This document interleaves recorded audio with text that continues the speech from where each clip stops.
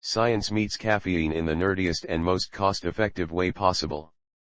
Coffee prices are rising sharply, with beans hitting more than $4.30 per pound this year, but physicists have found a way to brew equally strong coffee using fewer beans by changing the pour technique. A University of Pennsylvania study shows that pouring water from a higher position during pour-over brewing increases agitation and extraction efficiency, especially when using a gooseneck kettle to maintain a smooth, laminar flow. Beyond coffee, the findings could impact other fields, such as water filtration and erosion modeling, demonstrating how kitchen science can inspire broader scientific advancements. Please excuse any mispronunciations by TTS. The English TTS has trouble with non-English words. But, if you watch Zentria, you should be fine. If you made it this far, comment, coffee. And comment, your favorite coffee brand. Welcome, and I hope you enjoy the video. I enjoy making art, but I also enjoy making a living. I dream of owning land to farm, and raise animals, and crops for survival. To achieve this, I wish YouTube will help. Other types of future content I plan to create include videos about various types of hobbies that people could start doing, while also earning a side hustle source of money, and techniques that would allow people to grow fresh produce to staple your diet and save money. And a let's play video once in a while. To help me, all I ask is, for you to subscribe to the channel, and watch the whole video. Try liking the video, and comment any ideas for future videos. Also, if you wish, you can go to my link tree in the description and buy me a pizza. The money goes into savings until I have enough to buy supplies and hire an editor. Thank you for listening. As anyone who has recently visited a grocery store or local cafe can tell you, the cost of coffee beans is becoming rather painful. In February, coffee futures spiked, causing coffee beans to reach an all-time high of more than $4.30 per pound. And while there isn't much you can do to control the global price of coffee, a new study suggests there's a way to stretch your beans a little further while still enjoying a rich, full-bodied cup. Physicists at the University of Pennsylvania published a new paper in the journal Physics of Fluids showing a method to brew coffee with fewer beans that is just as strong as it would be with more, simply by adjusting your pour-over technique. Coffee is getting harder to grow, and so, because of that, prices for coffee will likely increase in the coming years. Arnold Matheson, an assistant professor in the Department of Physics and Astronomy in the School of Arts and Sciences at the University of Pennsylvania, shared with New Scientist. The idea for this research was really to see if we could help do something by reducing the amount of coffee beans that are needed while still keeping the same amount of extraction, so that you get the same strength of coffee. To determine which method produces the strongest brew with the fewest beans, the team utilized various techniques and tools, including lasers and high-speed cameras, SciTech Daily explained, to capture how each method affects brewing. However, because coffee is quite dark, the team swapped in transparent silica gel particles in a glass cone instead of typical coffee to facilitate observation. Though the researchers noted they did take the time to perform experiments with real coffee grounds to measure the extraction yield of total dissolved solids. Then, using that high-speed camera, they observed what occurred as the water was poured over the simulated coffee, producing what they called miniature avalanches. They found that the higher the water was poured from, the more it helped stir up the particles, thus improving coffee extraction. There was also one key tool in all this, a gooseneck kettle, which created a laminar flow effect and allowed for a gentle pour-over. If you were just to use a regular water kettle, it's a little bit hard to control where the flow goes, Ernest Park, a graduate researcher in the Matheson lab and co-author of the study, added. And if the flow isn't laminar enough, it doesn't dig up the coffee bed as well. Additionally, the team says that pouring water from as high as possible is essential for achieving a strong coffee, as it agitates the particles. However, pouring from too high can introduce bubbles, which are undesirable in the brewing process. When you're brewing a cup, what gets all of that coffee taste and all of the good stuff from the grounds is contact between the grounds and the water, Margot Young, another graduate researcher in the Matheson lab, and co-author of the study, additionally told SciTech Daily. So, the idea is to try to increase the contact between the water and the grounds overall in the pour-over. While this is all great intel for coffee fanatics, the team noted that their work could extend far beyond your morning cup, including assisting scientists in understanding how erosion happens behind dams and potentially improving water filtration systems. We can really learn something from both the chemistry and physics point of view by looking at the kitchen, Matheson said in a statement. It leads to new science where you didn't expect it. Recent research found a surprising link between coffee and gut health, and the findings are eye-opening. As if coffee drinkers needed another excuse to keep brewing their favorite cup, new research suggests that coffee is beneficial for gut health. Known for its antioxidant and anti-inflammatory properties, coffee has long been touted for its many health benefits. In fact, thousands of compounds are packed into every cup, helping to improve mental alertness, reduce inflammation, support heart health, and even ease post-workout pain. A recent study published in Nature Microbiology reveals a new benefit of coffee: it supports the growth of beneficial gut bacteria. In this study, researchers analyzed stool samples from 22,867 participants to understand the impact of coffee on gut bacteria. They categorized participants into three groups: the never group, those who drink fewer than 3 cups per month; moderate coffee drinkers, those who consumed at least 3 cups per month up to 3 cups a day; and heavy coffee drinkers, those who drink 3 or more cups per day. The researchers found that coffee drinkers had high levels of one specific bacteria strain, L. asaccharolithecus. The results suggest that drinking coffee can have a positive effect on your gut by helping the growth of good bacteria, an exciting win for coffee drinkers. It turns out that the microbiome in the gut is probably way more important than we even ever expected, says Michael Kaplan, MD, clinical professor at the University of Chicago and chief scientific officer at Endeavor Health. He explains that the beneficial bacteria in our gut are essential to our overall health, and having a diverse microbiome is crucial. A healthy gut can help prevent traveler's diarrhea, antibiotic-induced diarrhea, and may even play a role in managing obesity, heart disease, and chemotherapy outcomes, according to Kaplan. Our gut also houses the majority of our immune cells, making it vital to protect and maintain its strength.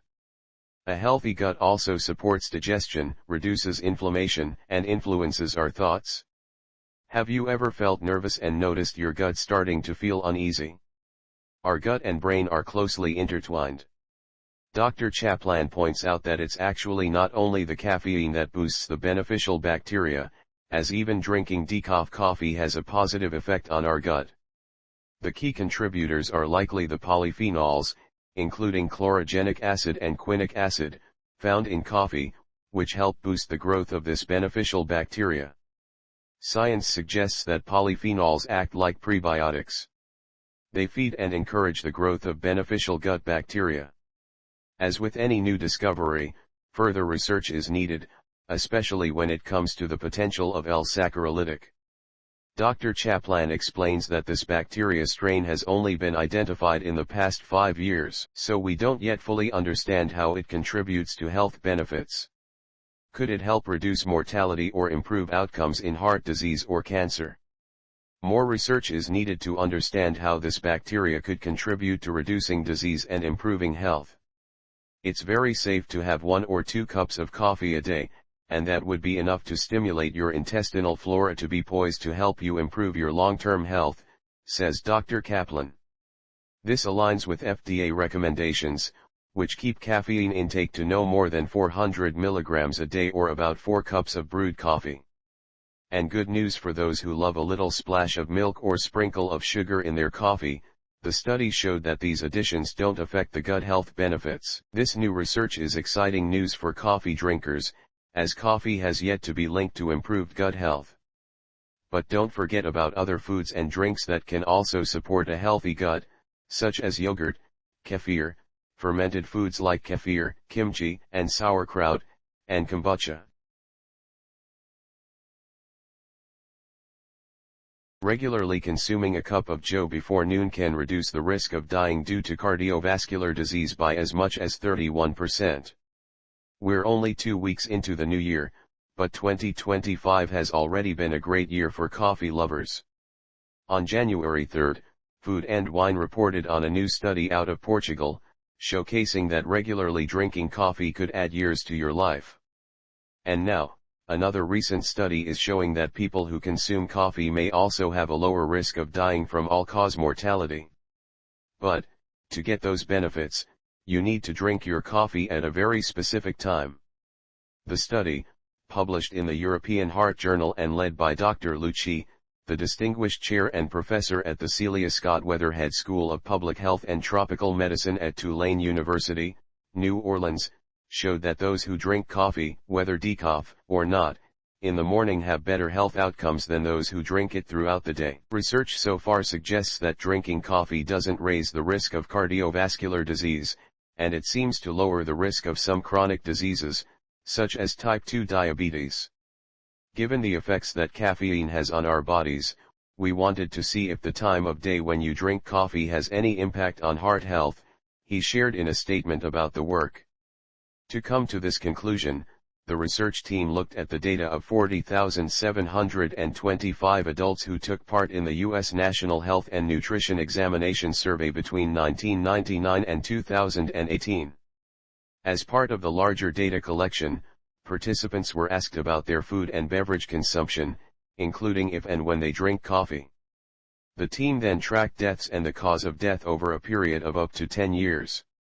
They found that 36% of the study participants were morning coffee drinkers, 16% drank their coffee throughout the day, and the rest 48% didn't drink coffee at all. When they compared those who drank coffee in the morning to those who didn't drink at all, they found that that cohort was 16% less likely to die of all-cause mortality and 31% less likely to die of cardiovascular disease. The team found that while there was no adverse risk for those who drank it throughout the day, there wasn't a similar benefit to morning drinkers either. However, the team did find that moderate coffee drinkers, 2 to 3 cups, and heavy coffee drinkers, more than 3 cups, saw the most significant benefits. This is the first study testing coffee drinking timing patterns and health outcomes. Our findings indicate that it's not just whether you drink coffee or how much you drink, but the time of day when you drink coffee that's important, Chi stated. We don't typically give advice about timing in our dietary guidance, but perhaps we should be thinking about this in the future. The researchers also noted that the study can't and doesn't explain why drinking coffee in the morning reduces these risks. However, they noted that a possible explanation is that drinking coffee in the afternoon could affect sleep, which could lead to negative outcomes for your cardiovascular system. Further studies are needed to validate our findings in other populations, Chi added. And we need clinical trials to test the potential impact of changing the time of day when people drink coffee. But for now, go ahead and savor that cup, knowing it's likely doing something good for you. Want another coffee? Then you're in luck. Starting today, Starbucks will give you another one for free, so long as you drink it in store. On Monday, the Seattle-based coffee giant reiterated its plans to allow customers who order any beverage for here to get free refills on hot brewed or iced coffee or hot or iced tea during their cafe visit. They'll also be served that beverage in a ceramic mug, glass, or in their own personal cup brought from home. This tiny act, Starbucks added, is a more sustainable choice and, frankly, a more relaxing one at that. But that's not all. Starting today, Starbucks guests will also see a familiar sight from the pre-pandemic era, the condiment bar. You can now add the finishing touches to your beverage with the return of creamer and milk, along with a variety of sweeteners to the condiment bar, Starbucks noted on its website. If you don't see the milk or sweetener you prefer, don't hesitate to ask a barista. These changes are in conjunction with Starbucks' new code of conduct, which Food and Wine reported on in mid-January. The code of conduct, the coffee chain explained, is something most retailers already have and is a practical step that helps us prioritize our paying customers who want to sit and enjoy our cafes or need to use the restroom during their visit. This means our cafes, patios, and restrooms are for customers and partners. By setting clear expectations for behavior and use of our spaces, we can create a better environment for everyone, the company added. These updates are part of a broader set of changes we are making to enhance the cafe experience as we work to get back to Starbucks. The new code states that no misuse or disruption of our spaces will be tolerated and outlines a zero-tolerance policy for discrimination or harassment, violence, or abusive threatening language, consuming outside alcohol, smoking, vaping, or drug use. It also bans panhandling in stores. Most notably, it bans non-paying customers from using the bathroom, reversing a previous open-door policy that allowed anyone to access it for free. We're committed to elevating the in-store experience, ensuring our spaces reflect the sights, smells, and sounds that define Starbucks, Brian Niccol, the company's CEO, shared in an open letter in September about his hopes for the future of the brand. Our stores will be inviting places to linger, with comfortable seating, thoughtful design, and a clear distinction between to-go and for-here service. And Starbucks really does seem to be leaning all the way into being a full-on coffee house once again. As it added in its refill announcement, our green aprons are on, our playlists are ready, and our mugs are waiting to be filled, and refilled, with the finest Starbucks brewed coffee. So, pull up a chair, grab your favorite drink, and stay a while. Organized gangs are posing as transport companies to steal massive shipments of coffee amid record high prices. In February, the cost of coffee hit an all-time high in the U.S., with coffee futures spiking in New York City by 6% in a day on the Intercontinental Exchange, reaching more than $4.30 per pound. Things are getting so bad that it's leading to a surge in coffee theft, with beans stolen by the truckload. There were dozens of thefts in the last year, something that would happen only rarely in the past, Todd Costley, a logistics sales coordinator for Hartley Transportation, shared with Reuters. The news organization noted that in the U.S., thefts like this have been perpetrated by organized gangs who pretend to be transportation companies in order to obtain the beans. Costley noted that they are targeting smaller contracts from importers, making themselves appealing with cheaper pricing. These trucks often carry about 44,000 pounds, or as Reuters noted, about $180,000 worth of the product. Costley added, once they get the coffee, they disappear. While coffee theft is a little newer in the U.S., it's far from a new issue in coffee-growing regions. In 2024, Bloomberg reported on the rise of bean theft in Uganda, while in 2017, Fair Planet reported on Kenya's unprecedented number of coffee thefts, all perpetrated by professional thieves. In the string of attacks that we have recorded in the factories around this area, the thefts happen so fast, and the thieves seem to know where exactly the berries are located and how to navigate their way through the stores, Jeffrey Kainati, a commanding police officer in Nyeri County, shared with Fair Planet at the time. The style with which they also break the doors and pack the berries points to the work of professionals. Reuters noted that coffee theft is also problematic in Brazil and Vietnam, the two largest coffee-producing nations in the world. There, the thefts typically happen at the farms following a harvest. In January, thieves stole an estimated $230,000 from one farm in Brazil alone. The good news is that coffee futures traded down slightly on Wednesday at $4 per pound. However, the bad news is that a drought followed by heavy rains in Brazil and Vietnam is expected to hinder harvests, while the demand for coffee is absolutely skyrocketing. According to data from the National Coffee Association, the number of American adults who consumed coffee in the past day jumped by 37% between 2004 and 2024, with no sign of slowing down. This article wasn't written by me and includes details added by the original writer. After taste testing 13 different varieties of ground coffee widely available for purchase at a chain grocery store, the winner for a solid cup were Maxwell House. In terms of flavor and cost, it ranked highest overall, though it did lose points for not being very good to microwave. Still, at $5.83 per pound, it's cost-efficient enough to just make another cup of coffee. A runner-up for the best grocery store coffee is New England coffee, a good cup of coffee that won't cost you more than $10 for a bag. If you're splurging out on grocery store grounds, I recommend Green Mountain. If you'd like an at-home version of a chain coffee store, I'd pick Dunkin' Donuts over Starbucks. So as to control the taste tests, so as not to die of over-caffeination on assignment, I have developed a strict testing methodology. Over 2 days, I prepared an 8-ounce mug of coffee from each of 13 different coffee brands widely available in U.S. grocery stores. I have tried to select the most basic variety of each brand, i.e., blends labeled as House, Original, or Breakfast. Each mug has been brewed using a ceramic pour-over cone with an unbleached paper filter, allowing for portion and strength control as well as the potential for a more flavorful, less bitter brew than an auto drip.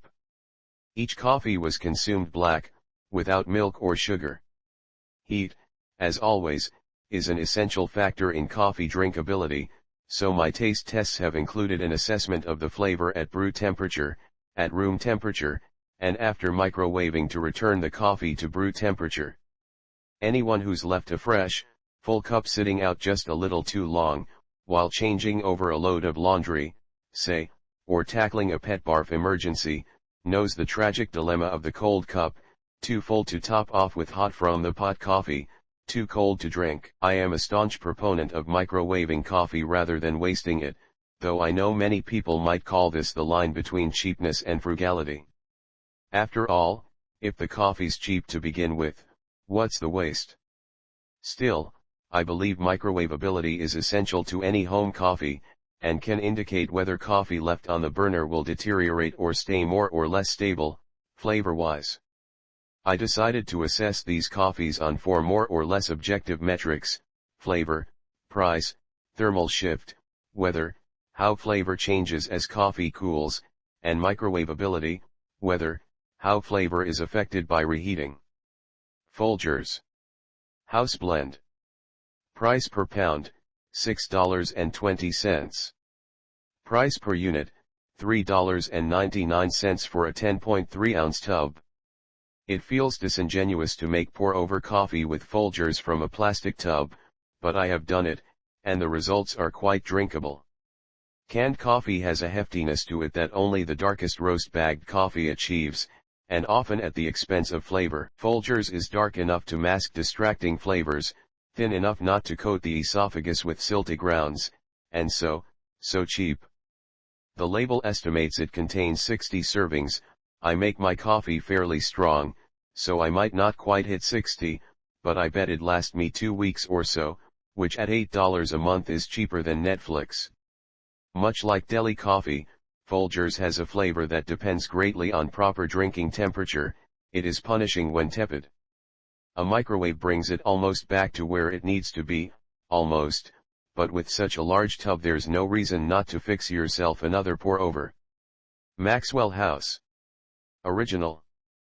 Price per pound, $5.83. Price per unit, $4.19 for an 11.5-ounce can.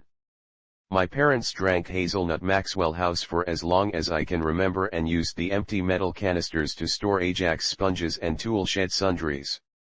As a result, I've always had a soft spot for canned coffee, and Maxwell House in particular, but of the canned coffees I tasted, it's the best. Maxwell House is thoroughly uncomplicated, and it's a difficult coffee to describe with much specificity. It is a perfectly reasonable starter coffee, that is, a coffee to start the day with, and one that doesn't sacrifice flavor for affordability. It turns a bit as it cools, taking on a bitter aftertaste, but a quick drinker with a small mug should get by okay. A single caveat: don't microwave Maxwell House and expect to enjoy what comes out. It tastes unmistakably like airplane coffee, which in the grand hierarchy of complimentary coffee ranks just below single-serving hotel room coffee. For the price, even a coffee Scrooge like me would say you ought to just make a new pot. Chock full o' nuts. New York roast. Price per pound, $8.82. Price per unit, $5.79 for a 10.5 ounce can. Chock full o' nuts styles itself as the quintessential New York City coffee. The quintessential New York City coffee has less to do with brand than with point of sale. A nameless coffee cart on a Manhattan corner, but it is the only coffee brand I know of to offer 3 distinct varieties of half CAF.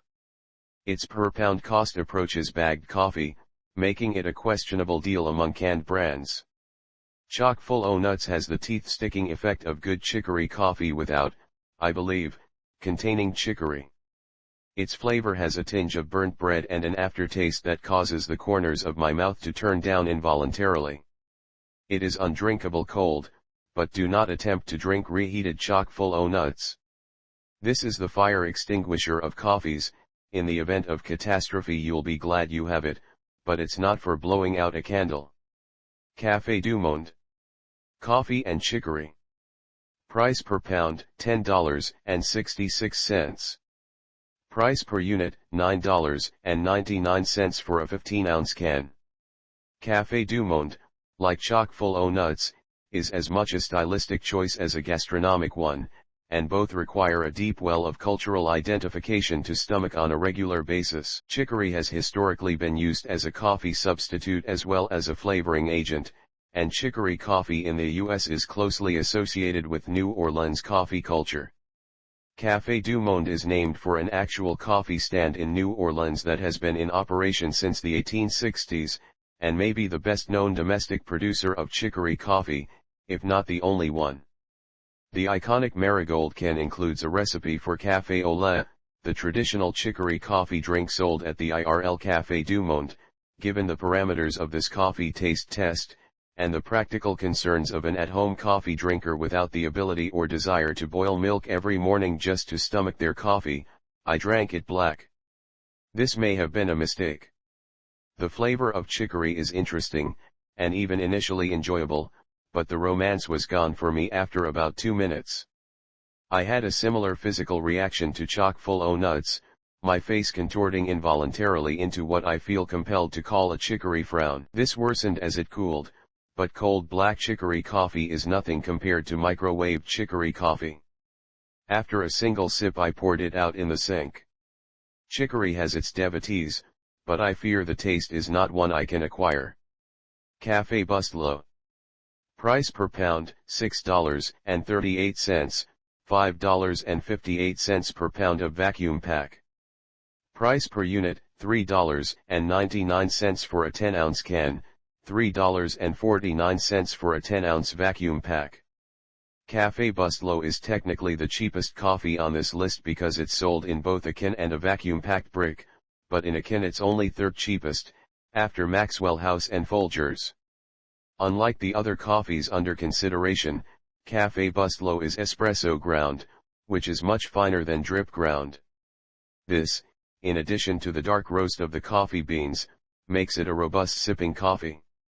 I double filtered my pour over to avoid too much coffee silt, but the flavor was undiminished.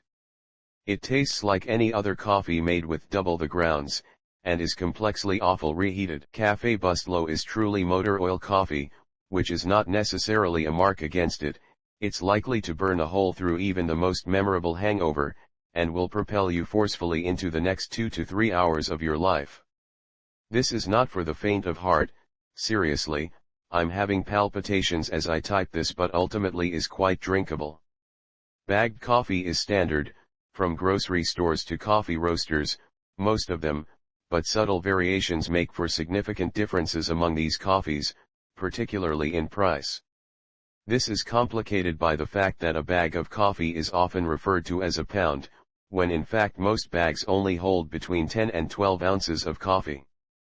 A bag of Newman's Own organic coffee costs $10.29, only 10 cents more than a bag of Starbucks coffee, but Newman's is only a 10-ounce bag to Starbucks 12-ounce. Brewer beware.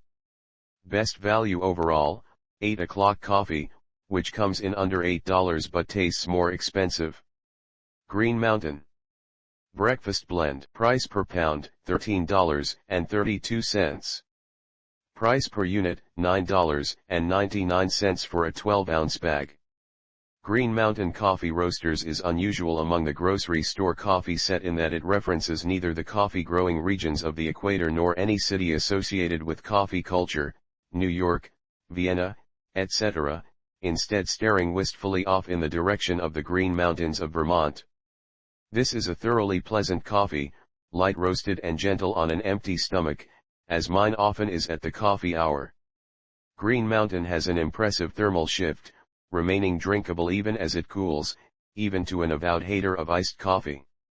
It microwaves decently, too, boiled gently back to drinking temperature without darkening into bottom of the pot creosote, making it a solid choice for even the coldest of kitchens. 8 o'clock coffee. The original. Price per pound, $11.19. Price per unit, $7.69 for a 12-ounce bag. 8 o'clock coffee is a sleeper in this set, brand-wise, but a surprisingly enjoyable cuppa. It's the only brand I tasted about which I had no preconceptions, and it turned out to be one of my favorites. It's dark without being bitter, and is solidly microwavable. It's slightly ahead of the median bagged coffee price in the set but streets ahead in flavor, making it a solid value buy. Gevalia House Blend. Price per pound, $9.32. Price per unit, $6.99 for a 12-ounce bag. Gevalia may have the prettiest packaging of all the assembled coffees, with a distinctive yellow bag and stylized illustrations fit for an IKEA. Despite its apparent fanciness, Gevalia is widely available in pharmacies and grocery stores, and usually for fairly cheap. A 12-ounce bag of House Blend was $6.99 at Stop and Shop, making it the cheapest of the non-canned coffees I tested. Perhaps consequently, heat is an essential component to an enjoyable cup of Gevalia, and the taste becomes flat and headachy as it cools. However, Gevalia is the rare coffee that performs well in a microwave and tastes as good reheated as it does freshly brewed. New England Coffee. Breakfast Blend. Price per pound, $9.99. Price per unit, $7.49 for a 12-ounce bag.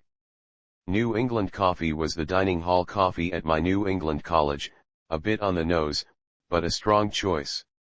Like Green Mountain Coffee, New England Coffee locates its mythology north of Connecticut. Its packaging includes a covered bridge, horse-drawn carriage, red barn, mill race, and church steeple in a landscape painted a la Grandma Moses.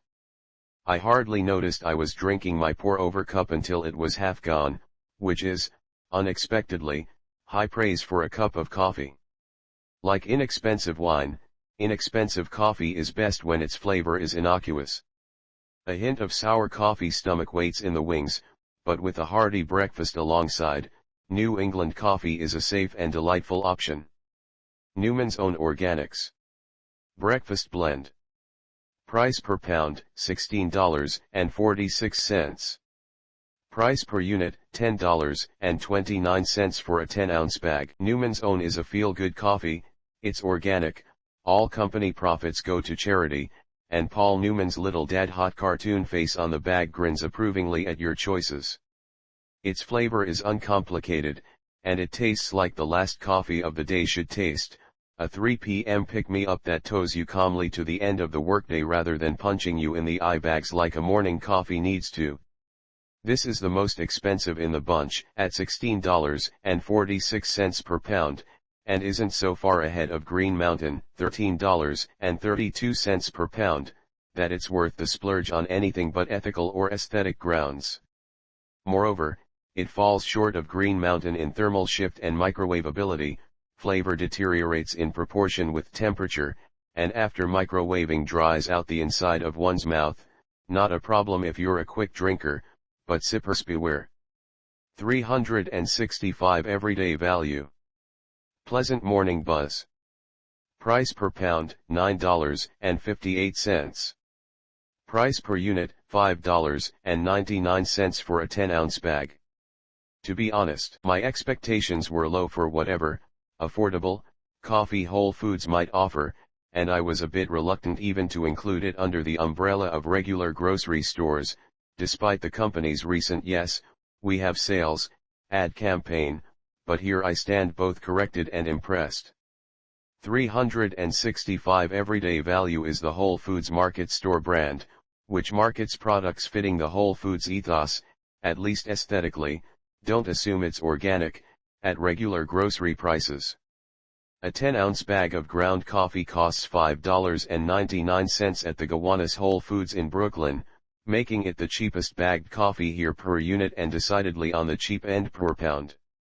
Pleasant Morning Buzz is a Vienna roast-style coffee, a dark roast just shy of a French roast style, which gives the coffee a heavy, bittersweet flavor that's easy to sip on for a black coffee drinker.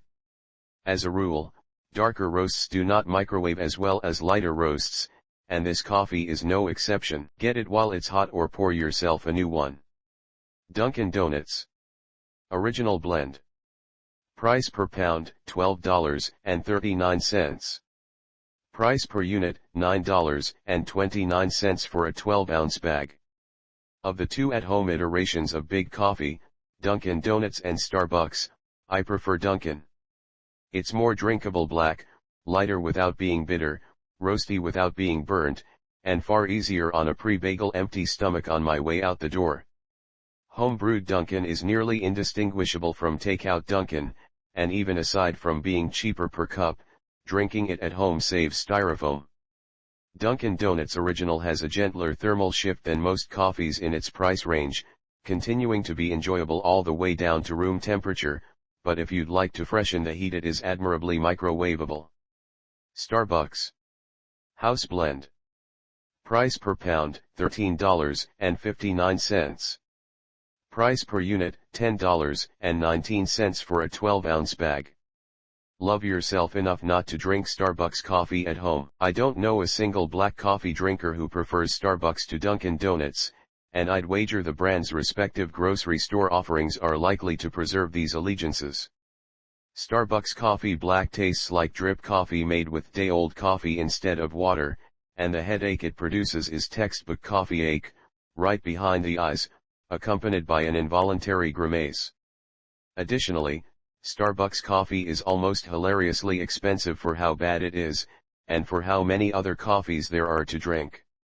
Drink it out in the world if you must, but spare yourself the pain in your own damn kitchen. Even though this coffee isn't included in this list. In my opinion, the best expensive coffee is Death Wish coffee. The best cheap coffee is the gas station coffee brand. I can't remember the name since I haven't had coffee since I became diabetic and can't find an artificial sweetener that doesn't taste bad. This may seem weird, but while the history of gas station coffee is bad, but this brand breaks all the rules.